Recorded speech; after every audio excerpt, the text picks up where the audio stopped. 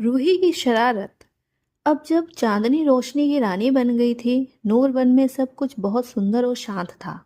लेकिन हर कहानी में थोड़ा सा तड़का जरूरी होता है, और वो तड़का थी रूही, चांदनी की छोटी बहन। रूही बहुत चंचल थी। वह बादलों पर झूलती, तितलियों के पीछे भागती और कभी कभी दूसरों की जादुई छड़ी चुपके से छिपा देती। एक दिन उसकी शरारत थोड़ी ज्यादा हो गई।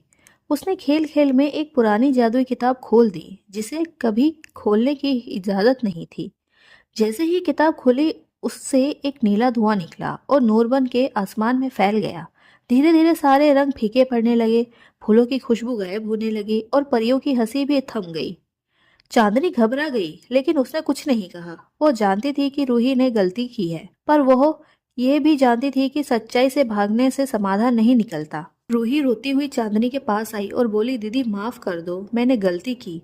चांदनी ने उसे गले लगाया और कहा, गलती स्वीकार करना ही पहला जादू है। फिर दोनों बहनें साथ चली और जादुई किताब के पन्ने पलटते हुए एक मंत्र मिला, जिसे दो सच्चे दिल मिलकर ही बोल सकते थे। जैसे ही उन्होंने मंत्र पढ़ा, आसमान फिर से रंगीन हो गया, फूल हंसने लगे और नूरवन में जिंदगी लौट आई।